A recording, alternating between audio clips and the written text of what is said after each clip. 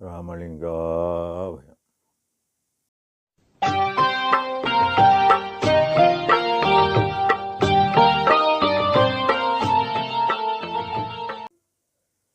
அருட்பெரும் ஜோதி அருட்பெரும் ஜோதி தனிப்பெரும் கருணை அருட்பெரும் ஜோதி எல்லா உயிர்களும் இன்புற்று வாழ்க வள்ளல் மலரடி வாழ்க வாழ்க.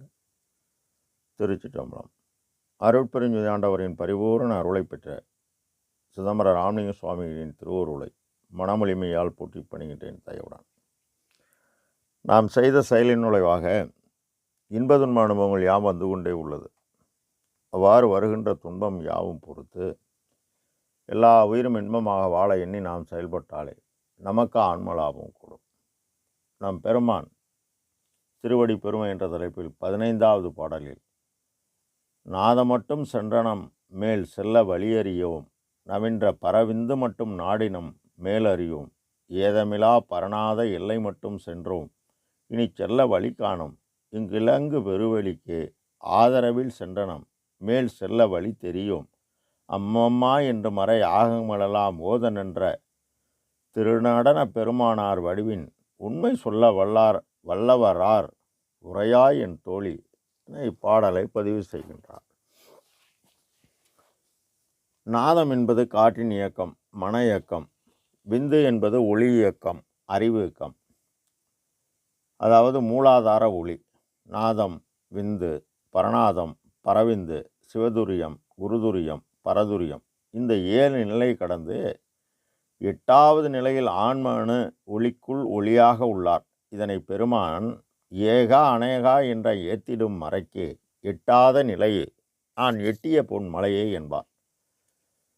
நாத மட்டும் சென்றனம் மேல் வழியறியோம் காரன் இறைவன் தன்னை யாருக்கும் காட்டாது வகை ஒழித்த கல்வன் என்பார் ஐயா. காலமும் நியதியும் காட்டி உயிர்களை காக்கும் இறைவன் உயிர்களின் அறிவு நிலைக்கு ஏற்றாற்போல் தன் அருளை வெளிப்படுத்துகிறார். விஞ்ஞான அறிவு அன்றைய காலத்தில் காற்றின் இயக்கமாகிய ரேடியோ, தந்தி, லேண்ட்லைன் இதுபோல் எண்ணற்ற காற்று இயங்கக்கூடிய கருவியை கண்டுபிடித்தனர் விஞ்ஞானிகள். மெய்ஞானிகள் கடவுளை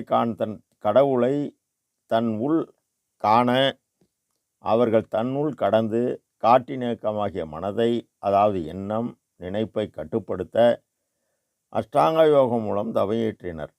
ஒளிப்பொருளாகியும் அழிவுப்பொருளாகிய மூலாதாரத்தில் உள்ள ஒளியை இதனை ஔவையார் மூலாதாரத்து மூண்டெழு கணரை காலால் எழுப்பி என்பார். கால் என்பது காற்று, கருத்து காலால் எழுப்பி கருத்து அறிவித்தென்பார். கருத்து என்பது இறைவனை அடைவது.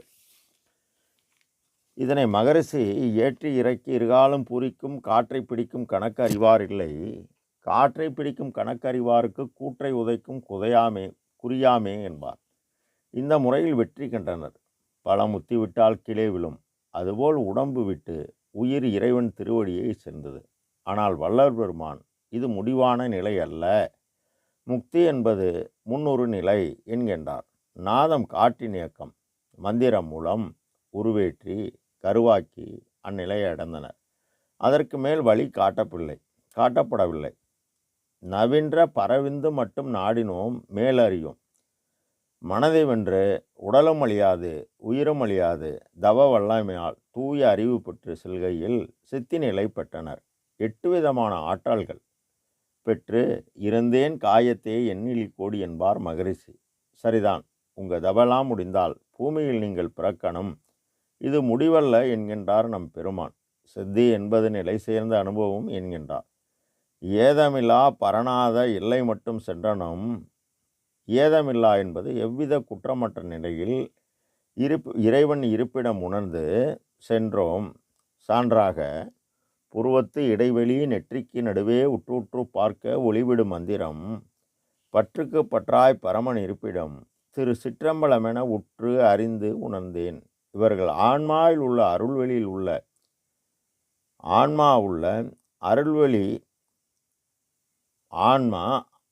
அருள்வெளி உள்ள போறப்ப இந்த தவாற்றாலால் உள்ளே போக இயலாது.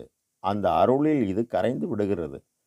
சான்றாக அட்டகம் 3ஆம் பாடலில் பரம்பர உணர்வால் பராபரை அறிவால் விளங்குவது அரிதென உணர்ந்தோர் என்று கூறுகிறார். மேலும் 7ஆம் பாடலில் தத்துவம் அனைத்தும் தனித்தனி கடந்தோம், தத்துவாதீத மேல்நிலையில் சித்தியல் முழுதும் தெரிந்தனோம், அவை மேல் சிவநிலை தெரிந்திடச் சென்றோம், ஒத்த நிலைக்கண் யாமும் எம் உறவும் கரைந்து போயினோம் என்கின்றார். அத்தகையோர் வலுத்த நின்றோங்கும் அருட்பெருஞ்சோதி அரசே என்கின்றார். சரிதான், இந்நிலையை அடைந்தது மூவர் முனிவர் முத்தர் சித்தர். தங்களுடைய தவ ஆற்ற காலம் முடிந்தால் பூமியில் பிறக்கணும் என்கின்றார் ஐயா. சான்றாக பாரிடை வானிடை மற்றும் இடம் பற்றிய முத்தர்கள் சித்தர்கள் சேரிடமாம் இது பாரீர். திருச்சிற்றம்பலத்தே திருநட ஜோதி ஜோதியுள் ஜோதியுள் ஜோதி என்கின்றார். இந்த அருள் முத்திநிலை சித்திநிலை கடந்து ஞானமை சித்திநிலை என்கின்றார்.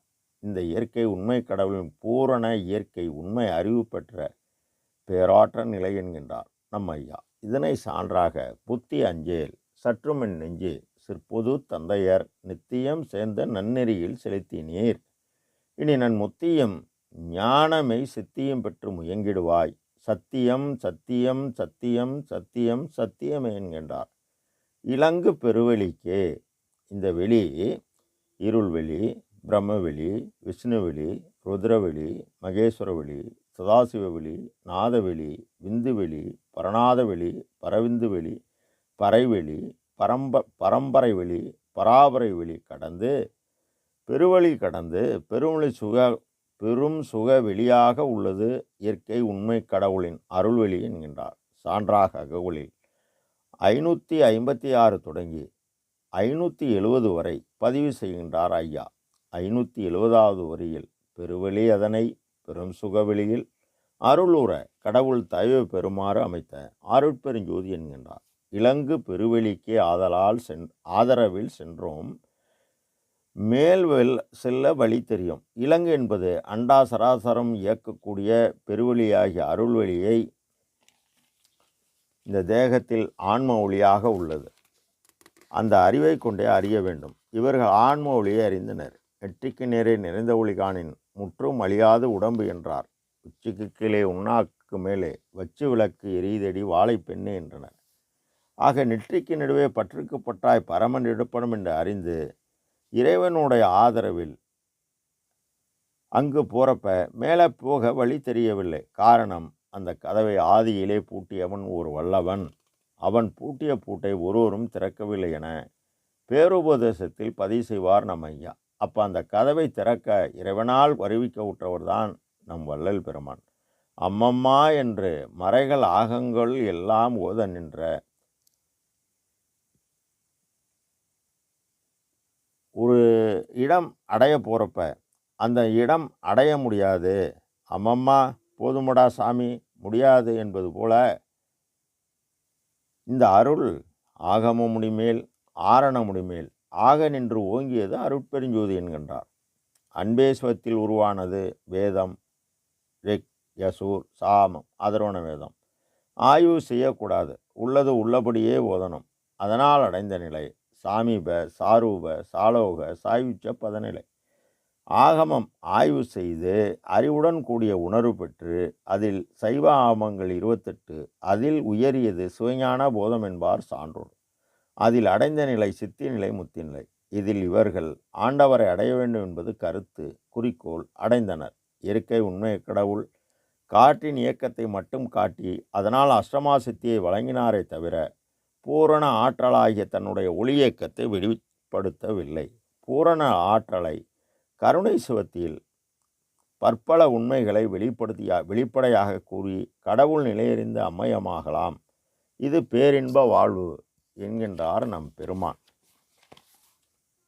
எவ்வாறு எனில், கருணையும் சிவம் பொருளென காணும் காட்சி பெறுக, மற்றெல்லாம் அருள்நெறி என எனக்கு நீ அறிவித்த வண்ணமே பெற்றிருக்கின்றேன் என்கின்றார். இதன் தொடர்ச்சியை அடுத்த பதிவில் பார்ப்போம். ராமலிங்காபயம். திருச்சிற்றம்பலம்.